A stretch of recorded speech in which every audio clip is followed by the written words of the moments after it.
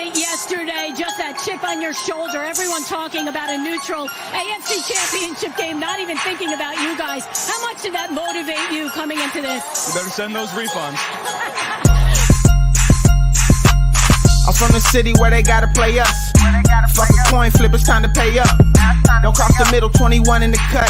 We ain't hiding from nobody, run and tell them it's up. I'm from the city where they gotta play us. Fuck a coin flip, it's time to pay up. Don't cross the middle, 21 in the cut.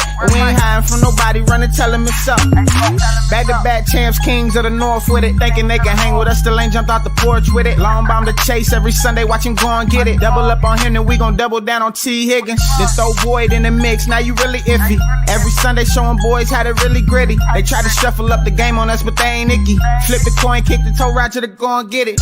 Never know what's gonna happen when Joe drop back. He get shiesty in the pocket, I get shiesty on the track. Nobody on the team all pro, that's all cap. Most all around team in the NFL, that's all fact. Ain't came across nobody yet that seem like they can hang with us. They said we couldn't be Buffalo, but see how we call they bluff. Underdogs every week, they keep on trying to label us. Put your money on us, even if Vegas don't favor us. No matter what, we really came up, now it's hard to fail. I dare you come across that middle, Von gon' ring your bell. I know we under they skin, them boys built frail. Eli Apple out there chirping like a next tail. You don't want Salmon Trey to come off them ends. Rita clogging up the middle like a big body Benz. Right behind them Logan and Pratt, the turnover twins. Jesse Bates in the backfield just to clean up the loose ends. We just drafted Cam and drafted Hill.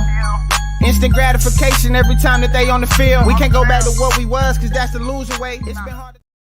What's up for everybody? I am your this is Bengals and Brews, and I'm one of your co-hosts, Pork Chop, and this is one of the other co-hosts, Gregory, and seems like we're the host for Monday's show, right?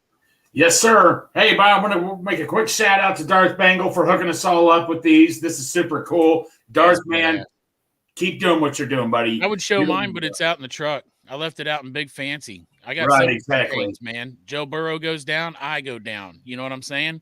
I'm in. Yeah.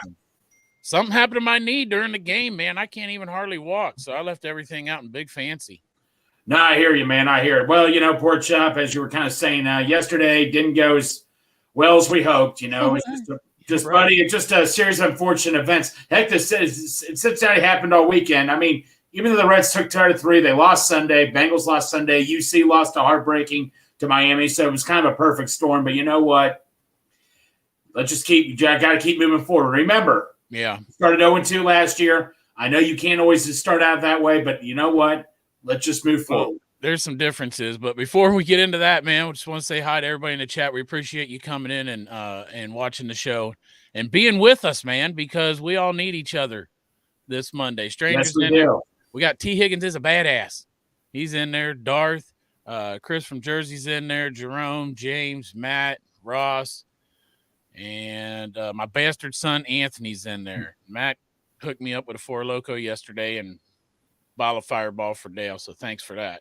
Although I didn't drink the Four Loko yet, and I guess I passed out anyway in the damn parking lot, Greg. I stood up, my head got dizzy, and I fell down. I don't know if that's when I hurt my knee or not. Right, exactly, man. The theory is I probably hurt my knee at that time, but I was so fucked up I didn't even know it. And I got in the stadium, and it hurt like trying to get up, stand up. And, man, when I got home, I barely walked in the damn house. No, I hear you, man. It was you know what? I'm day to day on Monday night, to tell you the truth. Like, if my knee's like this on Monday, there's no way I can even go to the game, man. What the fuck? You're going, Chop. You'll be. I want to say that, Greg, but I cannot walk into that stadium at this point. Well, I hope everything works out for you, Chop. I mean, wheelbarrow, Greg. You could take me in a wheelbarrow. I mean, you're probably good at that, though. You're groundskeeper. You know how to work a wheelbarrow. I'd have to. That's a long ass ramp we have to go up. I know, but listen, is it wheelbarrow or wheelbarrow? Wheelbarrow, yeah. There you go. Burrow, right? Well, that might have to happen with you for real, though. I know, Chop. I know. Believe me, man. By the way, the game. I mean, I finally got to sit my actual season ticket seat. Poor Chop, man.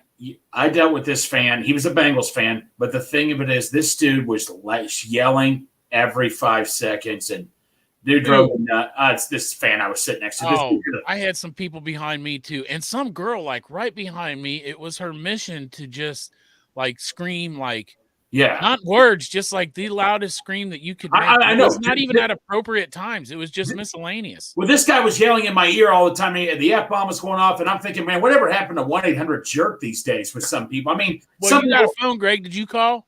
what's that? Did you call? No. Well, that's what happened. Nobody calls. No, that's the thing. I guess everyone's afraid to say something, or everybody around you's thinking 1-800-JERK. Why isn't somebody calling? But well, yeah, exactly. The thing of it is, like I say, I get people's frustrations. I'm pissed off. I'm upset too. But the thing of it is, people going on social media saying F this, F that. I get it. People paid their money for the tickets. I get that. Everybody has a different way of reacting. But my personal belief is I am going to move forward with this team. As I tweet out or I post on Facebook, I still love this team. And, Brad, shush. Brad Johnston, another coworker of mine. What is with you, buddy? No, Brad, I love you, buddy. I'll force you in the bathroom, and now they torment you in the chat, Greg. I'm walking into stuff right here. But, the thing of it is, like I say, I love this team no matter what. I'm going to stick with this team. If people don't agree with that, that's your opinion. I'm still sticking with my team. I still have, I'll still keep my stickers on. I will do all that. I'm not going anywhere. Dustin said he flew in from Salt Lake. Man, him and Parker should have carpooled, right? Yeah, no kidding. And the fans were bad yesterday. Fights. I did see that one fight, like outside. There was a headbutted him. Yeah, there was a fight near me too going on. I mean, there were like rowdy fans like going on and off. I did feel like, to tell you the truth, and I think I just wondered if it's because of my knee, but like I didn't stand up as much just because my knee fucking hurt so bad. Right. Well, but it also did feel like when I'm looking around the stadium, like when you go to try to buy tickets, it says it's sold out, and whatever ticket is, it's like 1 or 2 seats and they're $200 even in the very top level. But when I looked around, I saw like patches of green where there wasn't people sitting in seats in the 300s. And they're right. It just didn't feel like the same vibe in there. And I don't know if it's because we went up and lost in Cleveland, so we lost some momentum or what it was, but it wasn't. Not all the fans, obviously, not all the fans, but there were just fans that were just, it seemed like they were in the worst mood ever and all that. I don't know. Like I say, there were some big fans there too. There were some good fans I was talking to, but this one fan, man, just totally screaming every play. Yeah. Just, Are they a Bengals fan? I mean, I don't speak for the Bengals fan base, but be respectful to the other people around you. But, that's all I got to say. And like I say, there's always a bad egg in every fan base. That's just the facts. And I still had a great time seeing you all. Bengals, Whitney, first time ever got to meet Whitney. Meg, who got to come down, so happy to see her. Christine, Jerry. There's just a long list of people that I got to see. It was just so awesome seeing a bunch of people. And, hey, shout out to Santori, who did a hell of a job cooking. Hey, shout out to Meg, too, not to take away from Santori. He did cook up some bomb-ass food, man. I swear to God, in 51 years, that is the best breakfast burrito I've ever had. That burrito was absolutely elite. Dude, Santori did a hell of a job. Oh, man, it was eggs, Geta.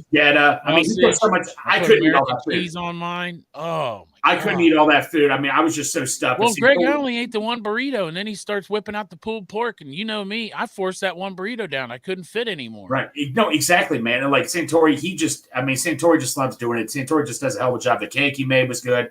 Everything Santori did. I didn't get to try the cake. You ate at Santori's ass, but I ate Santori's ass, and it was good. But what were you going to say about Meg? I'm sorry. Oh, I was going to say, that when I was talking to her, you and I both found out that the NFL put out those the ASL shirts and hats where the sign, the I love you sign.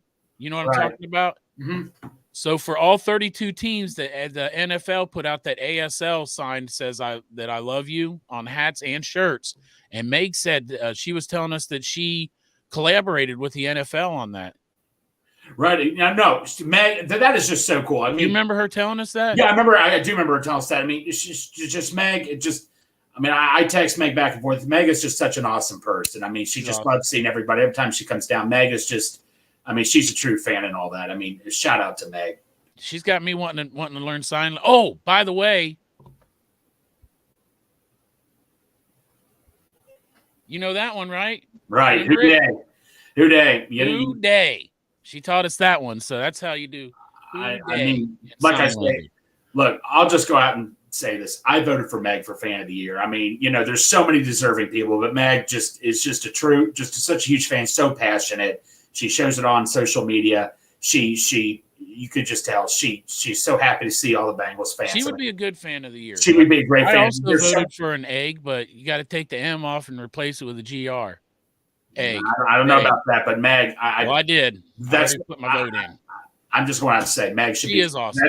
That's who my vote. And there were so many people I considered. There are so many good people out there. I could name you over 100 people that could be so well deserving, but Meg is just and like I said, it was a tough decision, but Meg, that's who my vote goes to. And, she'd be a great Fan of the Year. She'd be such an awesome Fan of the Year. But yeah, but she doesn't have enough money. She doesn't have enough money to be Fan of the Year, Greg. Remember, you're always like, I can't be Fan of the Year. I don't have that's just ridiculous. You know what? I don't want to get into that too much. If you show your support and your passion and you're 100% positive every single day, like Meg is, that to me is a Fan of the Year. And like I say, there's a lot of people that are like that, and there were so many other people that I considered and all. And if some one of those other people wins it, I will not be shocked either. But Meg. Best of luck. Keep it rolling for just a second, Greg. What's that? Keep it rolling for just a second. Okay, yeah. I'll be right back. But so anyway, the start of the game, we should have got out to a fast start. Ravens were going at us. I mean, their offense was clicking. Burrow, the offense kind of started slow but did well near the end. But bottom line is this, defensive line, they just were not getting any pressure on Lamar Jackson. Lamar just looked so comfortable back there. Gus Edwards, Justice Hill were running right through us. I don't know about all of you, but the one thing that just caught my attention, every time the Ravens got a first down, it seemed like they were getting 8 yards, at least 8 yards on first down. That's what was killing us. They were just running down the field on us so many times. It was just ridiculous. The defense, like I say, the defensive line. I'm worried about the defensive line right now. I love Trey. Yes. I love Sam Hubbard, but we are like their defensive line is the second highest paid defensive line in the league. Lamar just looks so comfortable out there. Well, I did watch some show. I don't even know who was on this show. Just like scanning through YouTube, somebody had a podcast on. I don't even know what the name of it was or who the people were on it. But they were saying that the one guy was pissed off we didn't get any pressure on Lamar. I think that's bullshit. Just because Lamar can run away from us doesn't mean we didn't get pressure on him. He was running around like a motherfucker the whole time. Well, yeah, but there were so many times, Chop, I saw him so comfortable back there. He had all the time in the world to throw. Sure. Where's the pressure? We got pressure on him. We got just at least as much pressure on him as they got on Joe. Well, the time we did get pressure, it was a flag on us. I mean, I'm not going to call out the refs, but I mean, how the hell did we get called for a personal foul when Odell Beckham grabs the dude by the jersey? It pulls him down. What the hell is that all about? I mean, or illegal hands to the face by Kappa. Give me a break. I mean, honestly, that's the play that got him down there to 1 yard line, right, for a pass interference or something like that. Yeah, exactly. No, exactly. And then they scored. Well, maybe when Charlie Jones got the touchdown, maybe they're like, we screwed the Bengals over. We'll let them have this. Who knows? But yeah, this is normal in the AFC North. Well, wait, here's the thing. We held Odell Beckham to like 29 yards receiving. Zay Flowers had like one reception. Mark Andrews, but Mark Andrews got us. What up, Arrow? Now look at Arrow's now me. Yeah, I was in the background and everything. And I figured you'd pop yourself on if you had a good connection. So Arrow. I'm driving. It's hard for me to do that. Listen, Derek, if you've been married so long, you got to pop yourself on. So Arrow, I was talking to Pork Chop. I mean, there's so many things that went wrong, but for me, the one thing I'm concerned about, defensive line. Our defensive line is the second highest paid defensive line in the league. Did answer me this? Did Lamar just look comfortable the entire time, and the two running backs, Hill and Edwards, looked like they were just walking right through us every single time almost? No, the defensive line I thought looked great. I mean, there was one play I saw, DJ Reader. He just got off the line instantly. But when the guy bounced to the outside, there was nothing DJ could do. He was already on his way on the inside. They had pressure.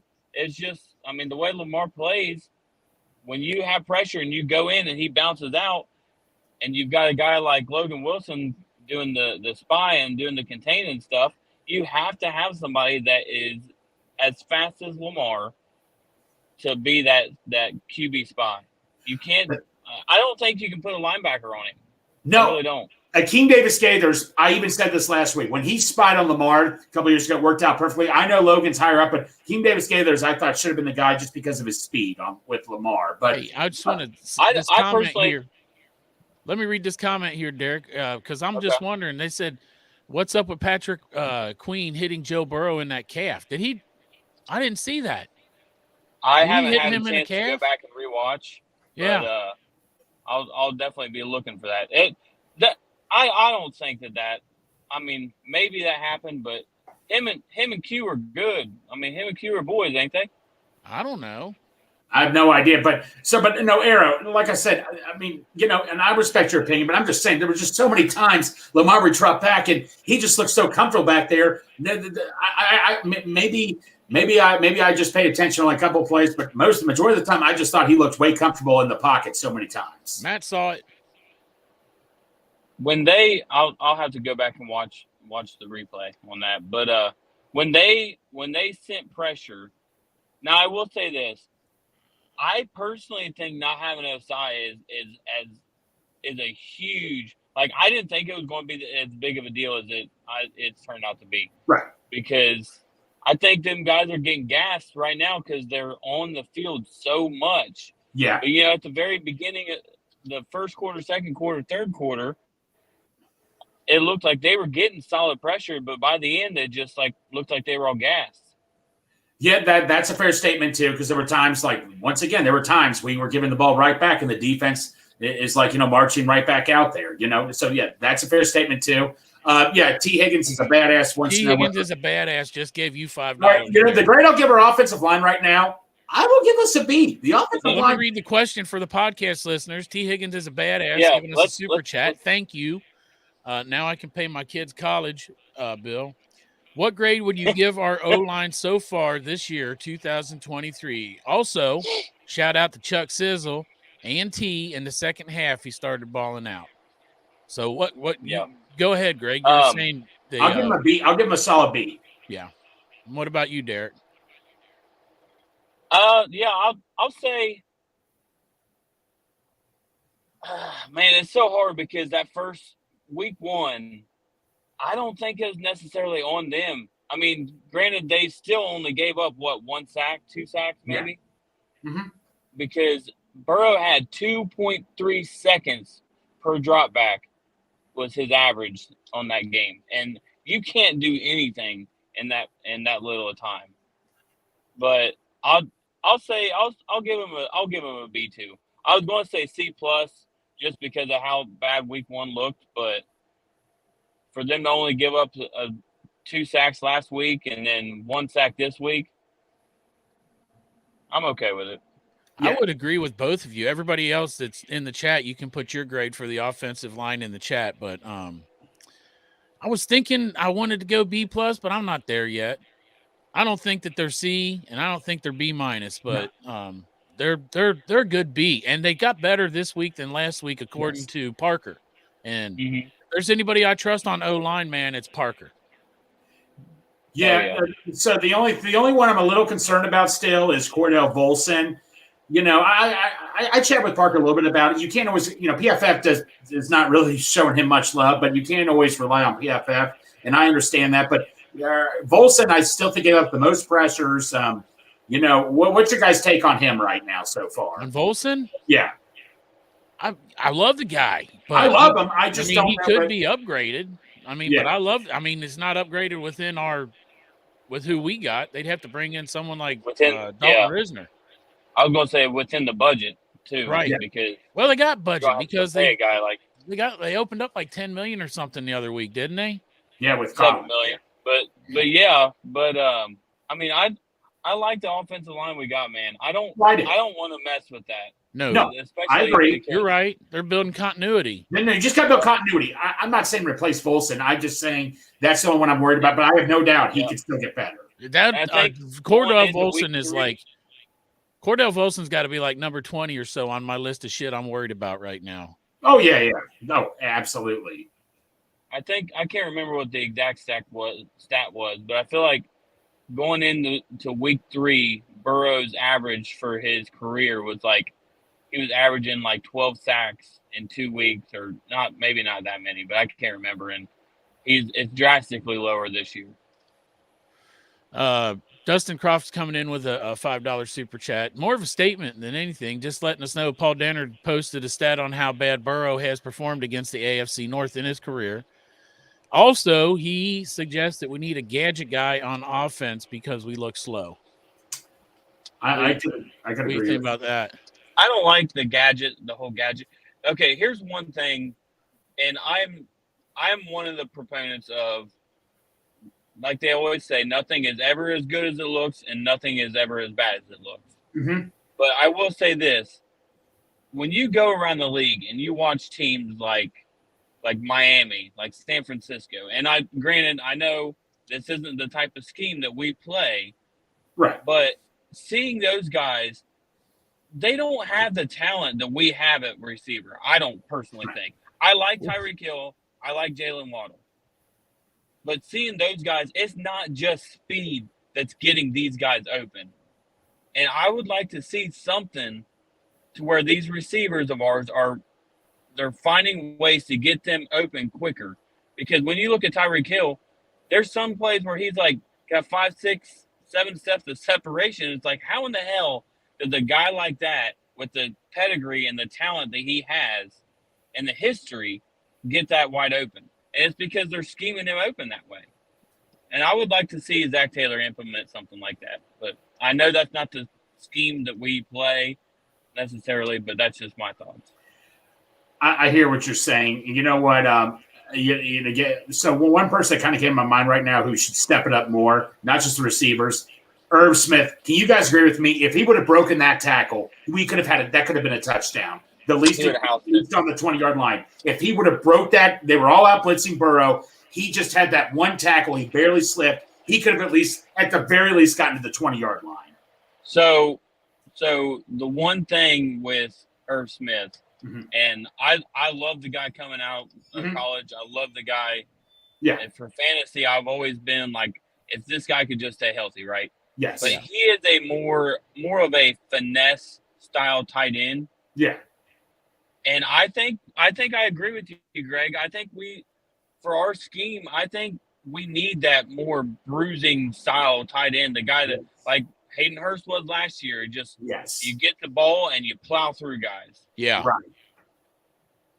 No, I mean, like that just drove me. Like I say, it's still early, but Irv Smith, man, it's just like I say, he's just a different tight end than Hayden Hurst. That's just what he is and all that. Like I said, that's why I kind of wanted to draft a tight end here. And all, like, to develop this guy. So, I mean, like I said, it's way too early. I understand that. But, yeah, you were never replacing Hayden Hurst with Irv Smith. We all knew that. So, yeah. I mean, he's got the hands on that guy. Oh, he's got great hands. Oh, yeah. Just one blow of the wind in the wrong direction, and he's down. Yep. I mean, that was a touch. That could have been easily a touchdown. It could have been. But, shoulda, woulda, coulda. We all know that. So, right. Yeah, other than that, though, I think I was going to say the only thing that's certain in life is horseshoes or how I forget how it's good. Death and taxes and bullshit calls against the Bengals. Yeah, pretty much. No, Derek, there's no argument. There's no argument with that right there. I guess we could probably move on to number 9. I mean, he started out slow. I mean, it's just he started out really slow, but then he started getting more comfortable. I mean, that interception just if he wouldn't, there were 2 plays that cost us the game, in my opinion. Yeah, right. You already talked about one was that bad call. No. The interception and that big 3rd and 25, the 2nd and 25 where Andrews got like 23 yards and then they scored after that. I forget, but yeah, that Burrow interception. Yeah. I think that just hurt us all big time. That bad call for that pass interference too. That's one that fucking hurt us too. Just as much as the interception. It gave them 7 points, really. It did. Yep. Yes. Yeah, I mean, they just awarded us to fucking here's 7 points. But that Burrow interception, I mean, were you guys thinking like what I was thinking, like what the heck? And you look back on, I think wasn't Chase wide open in the end zone? I'd have to rewatch it to see that. Chase was open and Burrow had time, but I think I still think he's using that internal clock, or he's got that internal clock where he's like, 2.5 seconds and he's got to get the ball out. Yep. And, I think that's hurting us as well until he gets comfortable behind this line. He's not going to have to play another defense. No, I say that, and we got Aaron Donald this week. But Ugh. I was going to say he's not going to have to play. I don't even think Aaron Donald. Well, he ain't going to play Aaron Donald. I don't even think the Rams defense is like that. Joe Burrow's not going to face Aaron Donald this year. No, man. I mean, like that's what. Because he's not going to play. You think he's not going to play this week? Hell no. All right, he had a calf injury, and then he re-aggravated that calf injury. So now it's worse than it was before the game when it didn't heal all the way up the first time. You think they're going to let him go out there and do more damage to it?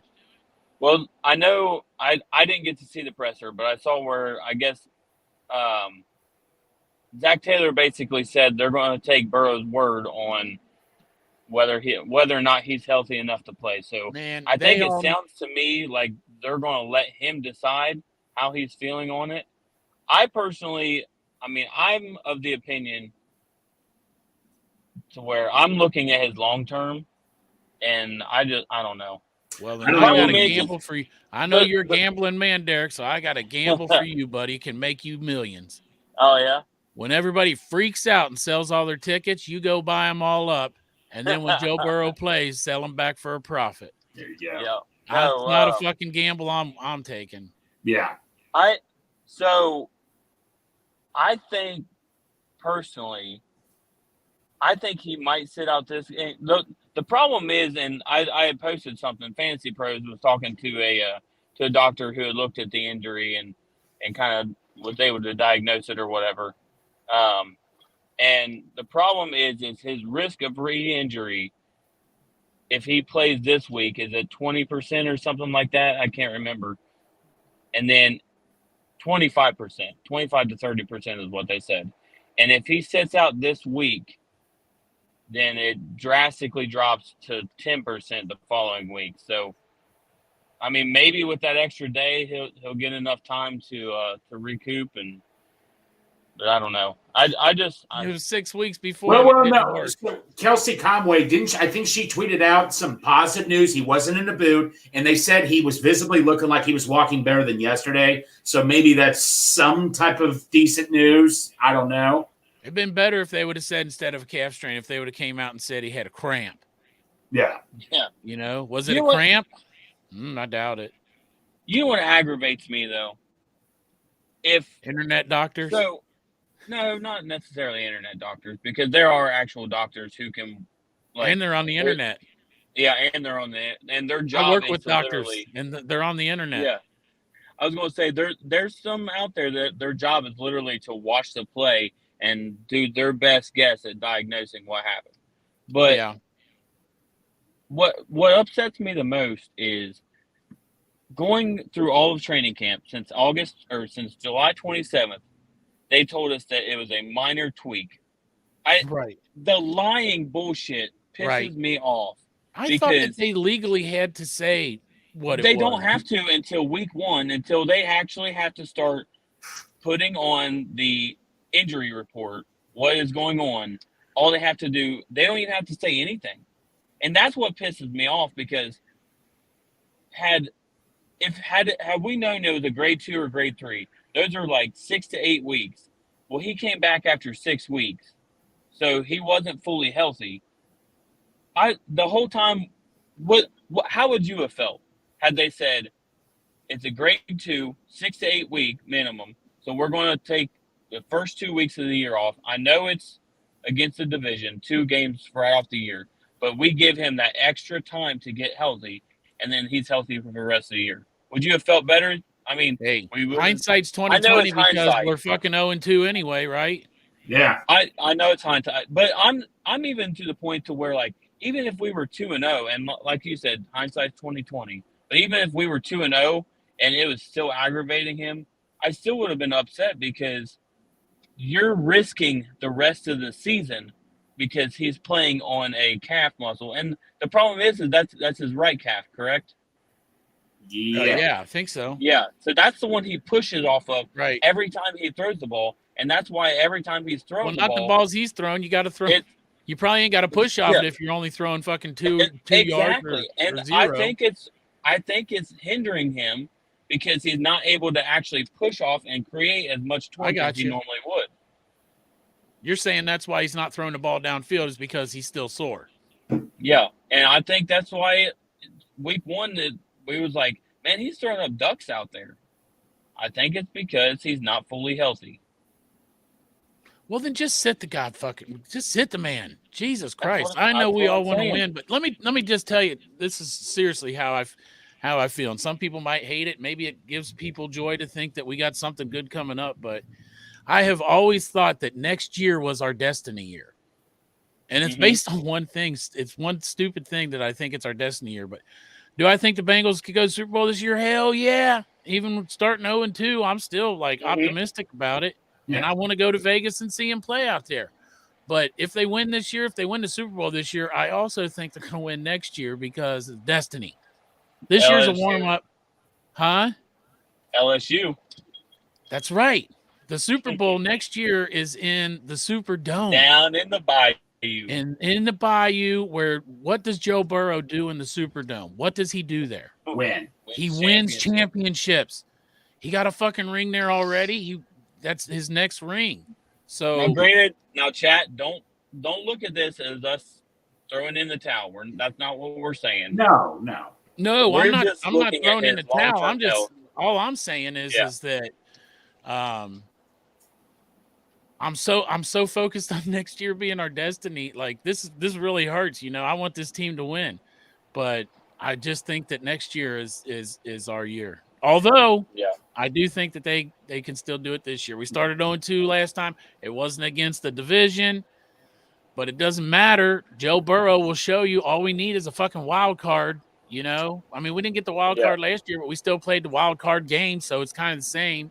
And we take that wild card all the way up to the AFC Championship the first time that he's fully healthy for a year, and go to the Super Bowl. And then the next time we go right back up to the AFC Championship, where the referees made us lose. No, I'm just kidding. So, Arrow, me and Chop were talking before you came on. I mean, fans obviously are upset, but the one thing that just drives me nuts, I know you probably heard me say this, is I just hate it when people start ripping on the team. I get it. People are upset and pissed off. I know people pay for their tickets and all that. And everybody's got a different way of reacting. But I just can't stand it at times where people said, F this, F that, F this team. Like a lot of fans did last year, I mean, it just drives me nuts. It really, really does. Those are the fans that started becoming fans in 2020 when Burrow got drafted. I'm not worried about it. Yeah. And they'll be fans when we're winning again and when we're in the playoffs at the end of the year. Well, hopefully. They'll still be fans again. Go ahead. The one thing that upset me more than that was the fucking bullshit fighting between Bengals fans. I mean, we saw that too. Shit gets on my fucking nerves. A loss brings out the worst, and that's what I said on Twitter. Is that somebody had posted that, and my comment was, a loss brings out the worst in everybody. No, Aaron, that's so funny you said. I was just about to ask you. Me and Shop, where I was sitting, there was a fan next to me screaming the entire game. I mean, the guy had a little too much to drink, but he was driving me nuts. Then there were two other fans yelling at one another. Security had to come get involved. I mean, it's just an embarrassment. Fans fighting fans on the same team. I mean, that's just embarrassing. Yeah, I don't understand it. Yeah, I used to get to the point to where like it would absolutely aggravate me, and like it would ruin my week. Oh yeah, just when we lose. But I've gotten to the point now to where Superdome. I don't know. Maybe I need to smoke a little more weed, but Superdome. You just got to think. Whenever we get a loss, go fuck Superdome. Yeah. That's what keeps me cheered up, because next year I feel like is our destiny year. So it keeps me my head floating above the water. Yeah. Hey, Dustin says in the chat, he's like, you guys think we got better this offseason, worse, or stayed the same? I think we stayed. Honestly, I think we stayed about the same. We started off 2-0 or 0-2, and we started 0-2 last year. I don't think we got. I mean, where would we drop off? The safety position, maybe running back, losing Samar J, as Jeff calls him, Samar J. I mean, we stayed about the same. J, I think we've gotten better, honestly. Even Samaje, if you look at Denver, he ain't doing nothing.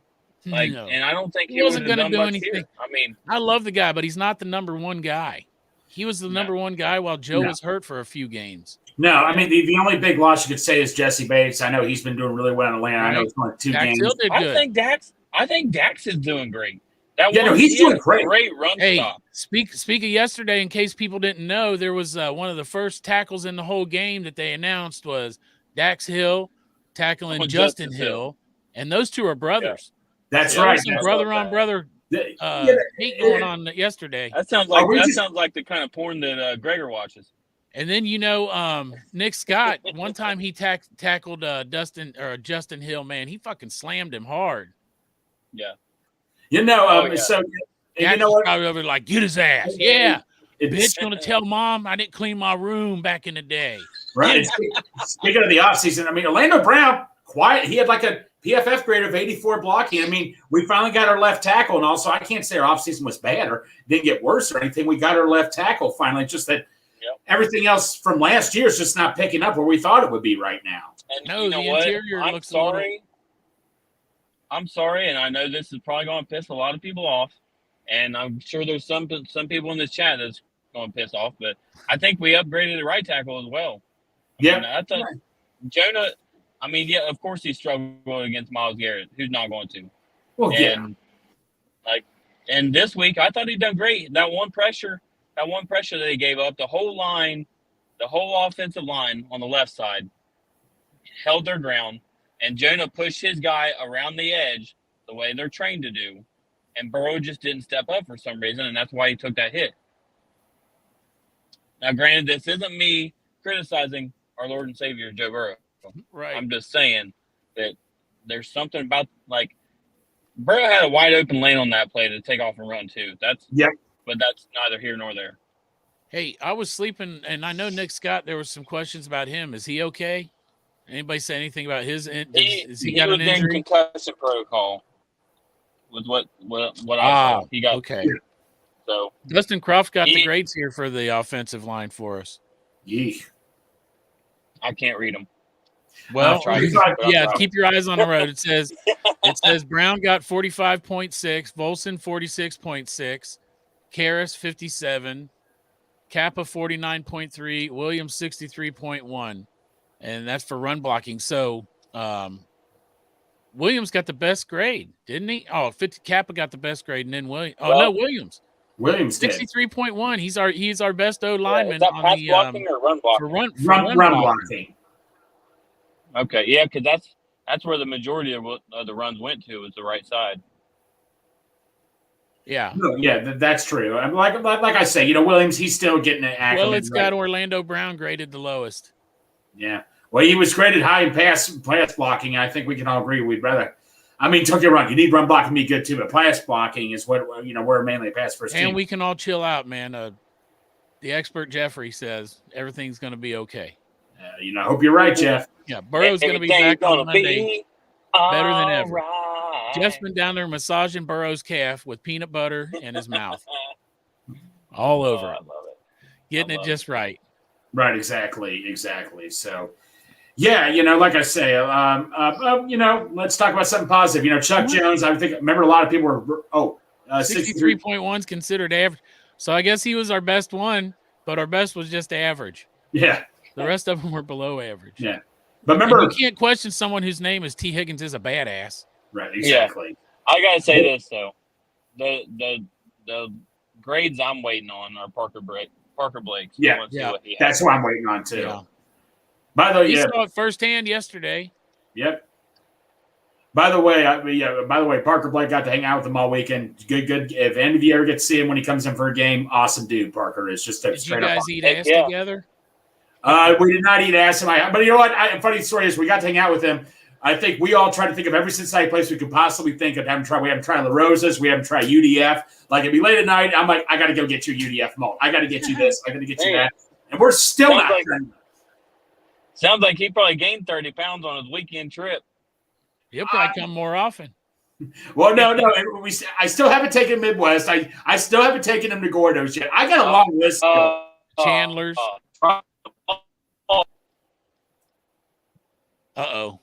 went into the valley. Derek went into the valley. We've lost Derek. He went into We've lost Derek. But yeah, no, Parker, I can't wait to see what Parker. Nope, you're out of the valley. You're out of the valley. You're back. But yeah, no, exactly. But yeah, no, Parker though. I literally wrote a book of stuff where I have to take Parker to. So we're still not even close to being done, but we made good progress when he came back here in Cincinnati. So that's the good news. Although I do feel bad because he says McDonald's around here, steak, egg, and cheese bagels back, and he was bad to find out. He says in Utah they don't have that. That's another thing he wanted was a steak, egg, and cheese bagel, and they're good. Steak, egg, and cheese bagel. Yeah, steak. That's my favorite thing to get at McDonald's. So hopefully he got that. They changed the recipe. No, they didn't. We've argued about this. We've argued about this. I don't know what it is. No, it's not about the taste. Gregor and I was arguing about this. We did? Okay. So the steak, egg, and cheese bagels, I used to eat them all the time. Right, okay. I take 2 bites of it, and I got to run to the bathroom. I mean, it feels like it's only 2 bites, but there's something because you different. got older. It was gone for a couple years. Yeah. Get used to it, motherfucker. That's what happens. Oh, dude, my whole family thinks I'm It had sick nothing for to liking. do with that steak, egg, and cheese bagel from McDonald's. That's your gut, man. But my whole family thinks I'm disgusting for liking that. I love that steak, egg, and cheese bagel. It's awesome. Yeah, I love them. Yeah, but no, mayo on it. Greg probably puts A1 on it. It's got a piece of steak on it. They got some sort of mayo or something on them. Yeah, I don't know if it's mayo or not, but it's mayo-like. Let's put it that way. Oh, they put a sauce on that thing? Yeah, I don't know. All the times I've eaten one, I didn't even realize there was a sauce on it. Yeah. You inhale it so fast, you don't even realize what all was on it. Not anymore. Shit, Greg. That, right? Greg sucks that fucker in like he's a vacuum cleaner. That's exactly what happens with me. I eat so fast I can't even taste it. Ever since I got my surgery, I eat slower. Like I chew really good because I got used to that because I can eat so little of it. I chew it longer so I can enjoy the taste of it. Right, exactly. I always blame Kroger for my eating habits because back when I used to work at Kroger, we'd have 15-minute lunch breaks, and I'd have to inhale my food in that 15 minutes, and it was like, I feel like that's the whole reason why I eat fast now. Gotcha. Yeah. I didn't notice, but Greg did notice the man sauce on it. Oh yeah, it's a pretty good man sauce. Tyler says he'll take a bowl of cereal, but Greg, he's into cereal as long as it's the wheat checks. Yeah, I'm not cereal's okay with me sometimes. I'm like, whatever. No, I get that, Cereal would be better for you if you tried Captain Crunch. It would. Get rid of the wheat checks, Greg. Get some Captain Crunch and some Lucky Charms. Those 2 cereals are elite. I would also throw Cocoa Krispies in there. Yeah, Cheerios. Ooh, Reese Puffs. Not Cheerios. Greg, get away from that shit. Get the kids' cereals out. Those are what taste good. Yeah, I don't know. What's that? I grew up on was that it was Golden Crisp. Oh yeah? Those are what I grew up on. Man, I used to eat the shit out of Cookie Crisp.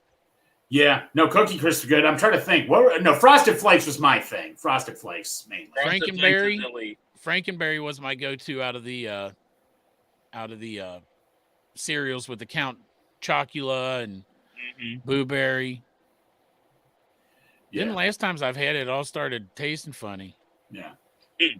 Well, let's go. So back to the game. I want to get a 4-hour lunch in the South, Derek. He's just trying to get Sarah to move closer to him. Yeah.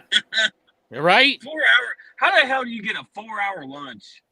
Come on now. I mean, is that tempting enough to move your wife within driving distance of Crip? Did he say full hour or 4 hour? 4 hour. There ain't no way in hell. You get a 4. Oh, you get an hour lunch. Okay. Yeah, I used to have an hour lunch. And you can get hour lunches here too. It's just a matter of where you work at. Yeah. I used to work at a place called CTS, and I would go spend about 15 minutes. I'd eat my lunch, and then right up the street was the place called Point Blank. I'd go out there and plink a little bit and then go back to work. I get an unpaid lunch. I do not get paid for it. It's a half an hour, and I never take my lunch. I never take a lunch. Man. I'll eat at the nursing 12 desk. hours without eating? 12 and a half? No, I'll eat, but I just never take a lunch. I never leave the nursing station. Oh, I'm always ready in case they need me. You and my wife both. You guys Sound like you kind of work. Nobody on my unit really takes a lunch. On my I was unit, gonna say it sounds to me like you guys work in the same profession. yeah, right. Yep. Porn. Yeah. But anyway, back to the game. One positive thing. How about Chuck Sizzle? I mean, I know a lot of people were like, first week, oh, he's horrible. He's not going to be good. And, he wasn't returning punts. And look at Chuck Sizzle now. I mean. Hey, that's where my injury cost me, Greg, because I couldn't stand up. The people in front of me were standing up watching. I was watching on a scoreboard. My knee hurt.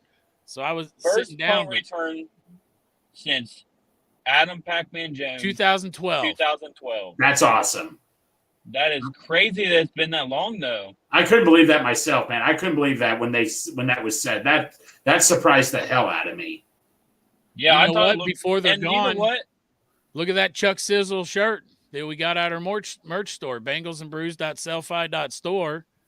Go there and see that. Get that Chuck Sizzle shirt. Those won't be long. Fast now. It won't be long, and you'll see Chucky Sizzle wearing that shirt. That's true. He's got one on the way. By the way, I was told this broke my heart. Josivas was on the field, and I wasn't paying attention, but he was wide open in the end zone for a touchdown. If he got a touchdown, I guarantee you my phone would have gone. That was that play. I don't think he was wide open. Like I said, I'll go back and rewatch the game. Somebody told me once.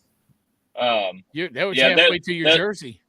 That last play of the game, he was he was definitely on the field. That was the one T. Higgins caught the touchdown. Right. Yeah, it was crazy because it was him. I don't think Jamar was out there because it was him. It was T.I. Right. And it was T. I think were the three receivers out there, and I think that might be the run formation maybe. But I do want to say this though, because Chuck Jones is not the only guy that made that happen. No, he was not. That Andre Yoshibasa was a part of that. He was one of the lead blockers. And that whole special teams, man. I like the youth movement we got going on the special teams as well. They all look pretty good. Brad Robbins. Matt Wallace shirt, the Brad Robbins shirt. Hey, Matt, should we get you a Brad Robbins jersey, buddy? Yeah, he would love to have it. Yeah, but no, I noticed. I think he does have not. It's one of the Matt's got the Brad Robbins shirt. I don't know who. Yeah, the mustache ride. Mm-hmm. Okay. I know. I got one. Yeah. He's going to come through, man. The guy, he'll get it. All right. I'm not worried. He did it in college. He's going to do it in the NFL. He's had a bad 2 games.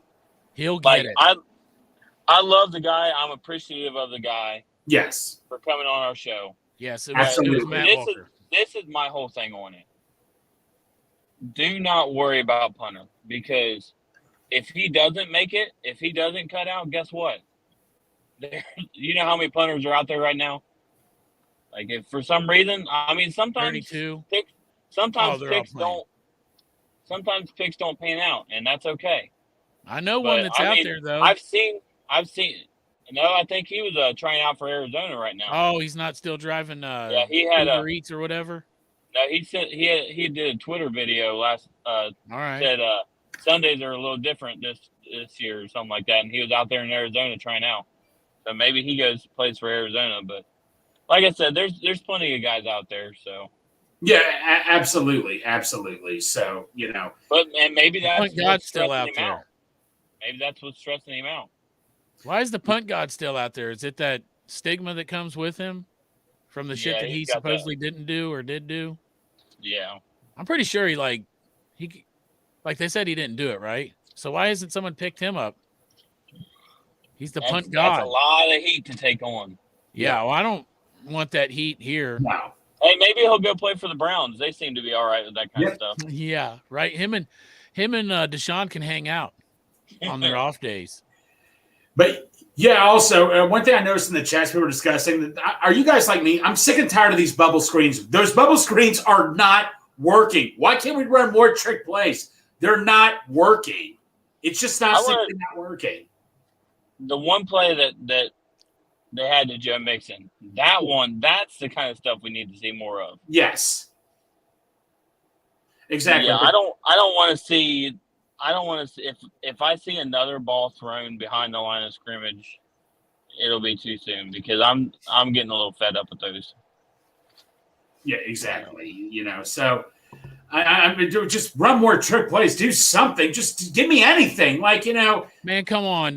Their secondary's banged up. We got Jamar Chase, we got T. Higgins. Just throw the ball and let them boys jump up and get it. You know what? I was near Say, no, go ahead. Go ahead, Gregor. Sorry. No, I was near one fan who was just all pissed off, was cussing, but he just said, he said something that was just the straight up truth. Just throw the damn ball to the best wide receiver tray in the league. You'll be fine. And that's what we're doing near the end, and it was working. Yeah.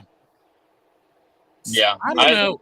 That's what I'm saying. Like, you watch any of these shows on the NFL Network, on ESPN, they talk about our high-powered offense, T. Higgins, Jamar Chase, Joe Burrow, but that shit hasn't been played.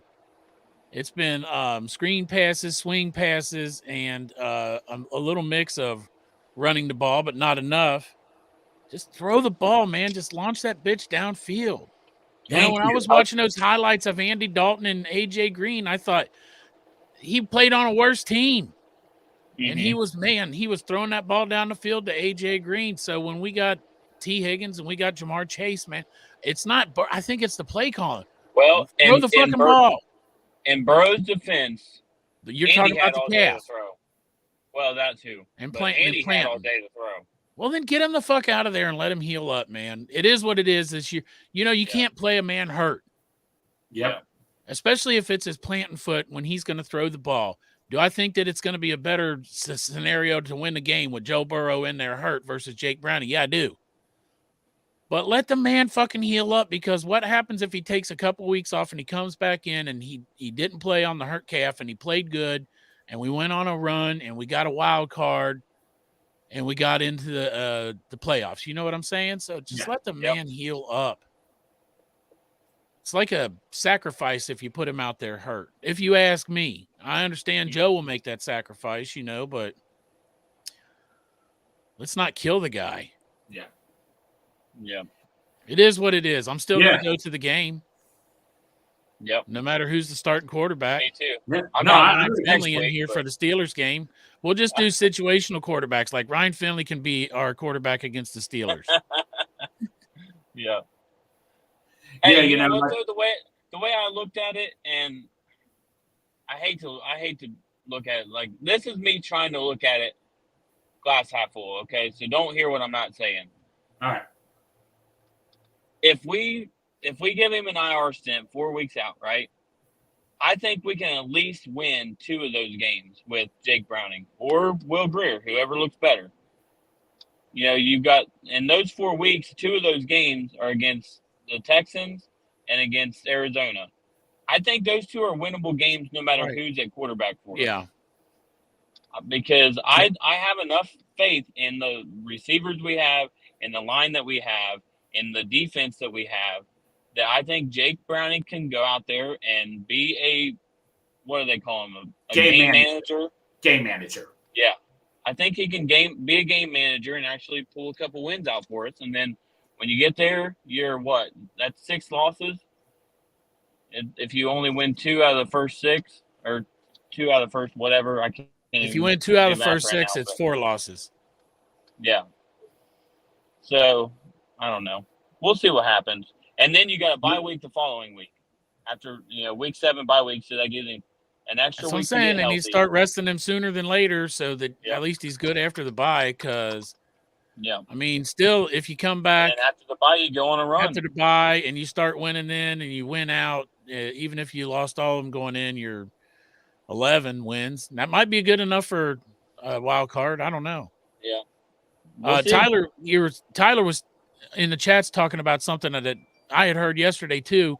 He's saying after year 1, they took away most of the deep routes for Chase, played too high, but then they adjusted. So then they did more of the shorter passes and the screen passes and stuff like that. And something I was watching yesterday, they said the same thing, is that like the defenses planned against what we did that first year in 2021 with Jamar and Burrow. And then so the next year they changed the offense and they went with the shorter passes and stuff, and it worked out. Well, now they've studied that one. So now the Bengals need to morph again and retool the offense to fit what the defense thinks that they're doing. Yeah, I can see that.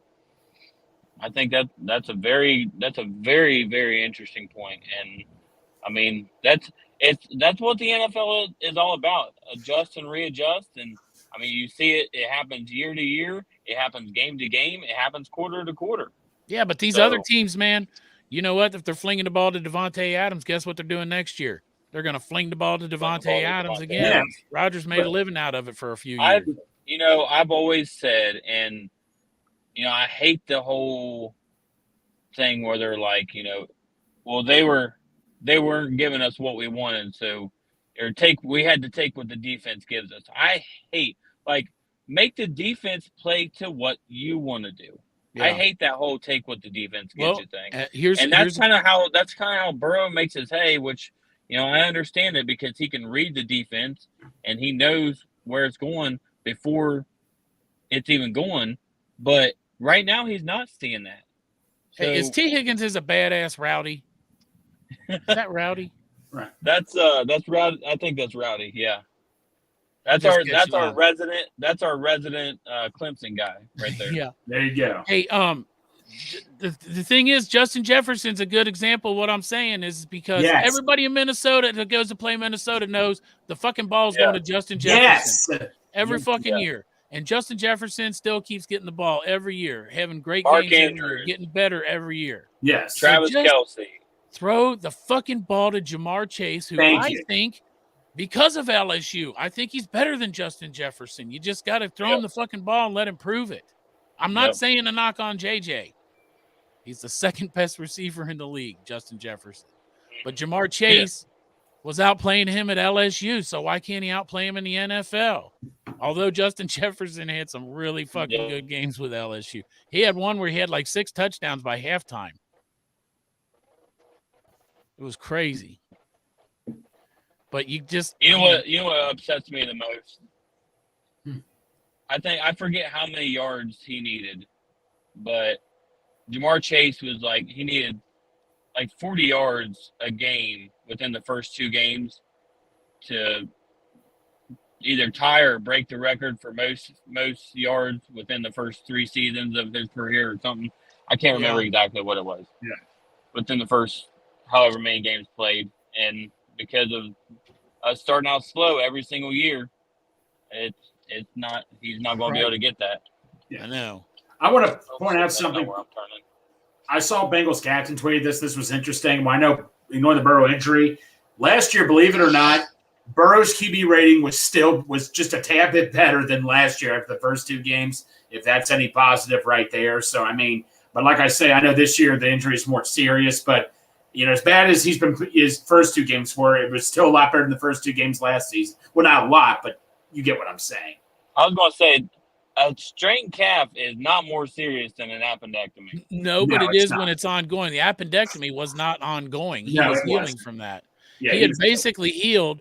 He just had lost 30 pounds. Right. During the process of healing and being sick. So he was on the mend then. He's not on the mend as much as we all thought he was on the mend if he went out there and re-aggravated it. It was not 100%.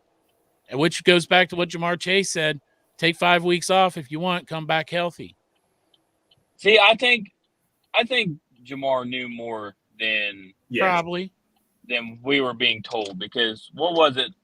2 weeks before the season started, he's like, I told him to take 6 or however many weeks. Right. Take off the first 6 games of the year. Yeah. I think that was Jamar basically saying, hey, I told him go on IR, heal up, and come back healthy.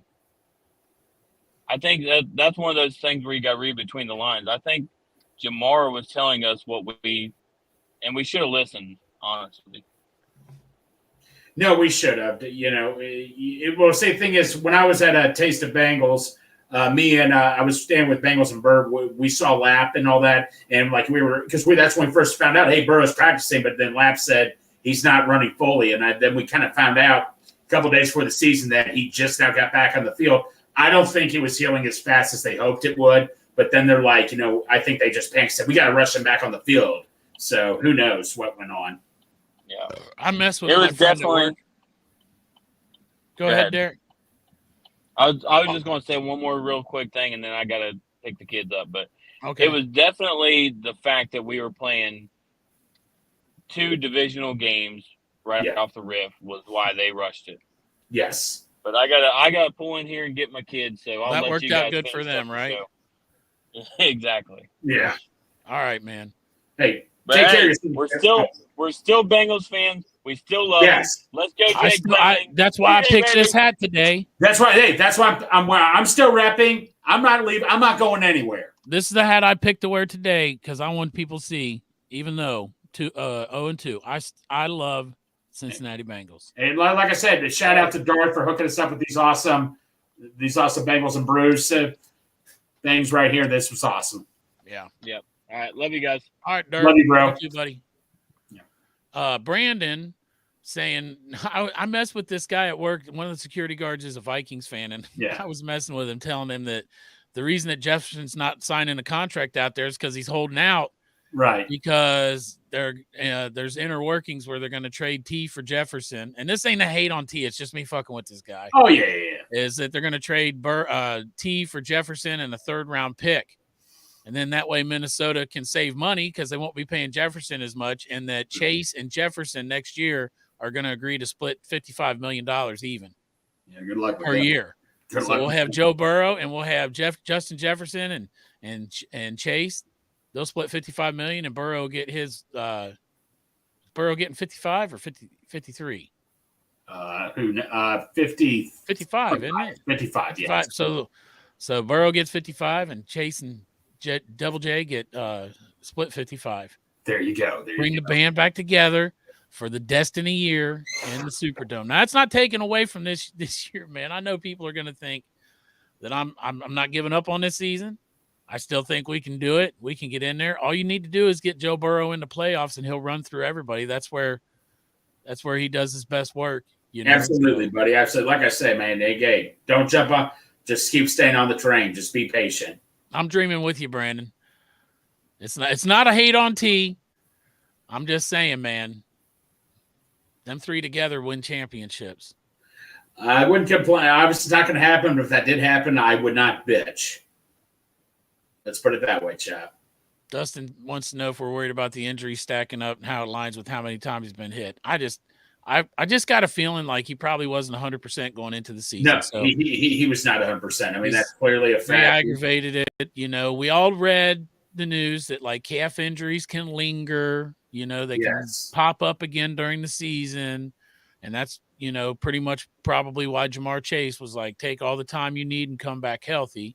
But we also all knew that Joe Burrow wasn't going to sit on the sidelines and watch a football game. That's not Joe Burrow. That's not his thing. He's going to – if he's 10%, he's going to – I guarantee you he's going to talk him into playing. That's just his mentality. That's how it is. Well, Gregory, I've had a great time with absolutely. You and the voice of Derek, the Orange Arrow. On a day that we all need a little cheering up, and I feel like we probably didn't accomplish that at all. Right. It's a shit show, and we hope it gets better. But we got next week, and we got the Ring of Honor game, and we're going to go down there, and we're going to celebrate Boomer Esiason and Chad Ochocinco. And hopefully if my knee goes back 50%, man, I'll be there. But, like, right now, I would have a hard time walking in that stadium. I don't know how I'd get in it. We're gonna wheelbarrow you into the stadium. You better get a big ass wheelbarrow. That ain't gonna stop you, buddy. But I'm looking forward to hanging out in the parking lot with all you fuckers again. Absolutely. And so anybody that didn't show up this last time to the parking lot with us, show up this next time. We'll be down there in the same spot, lot 1, near Bengals Bomb Squad. There's a rally around the Natty flag. There's a Bengals and Brews flag that we fly that you can see our little flagpole and come over and bullshit with us and have a beer. Absolutely. You know, so it was pretty busy. It was busy as hell. People coming up and saying hi, so that was cool as shit. Oh, beautiful day yesterday. Was so happy to see a bunch of people.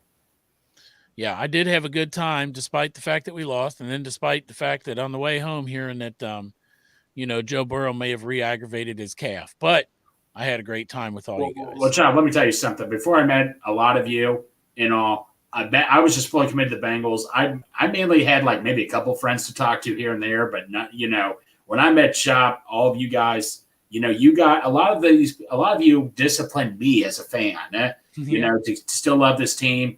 And, even when we do lose, like doing this show or bullshit with Chop, anybody, a bunch of you, it keeps me going as a fan too. Yeah. And we love everybody. We love the whole Brew Crew, man. That's everybody who watches our show.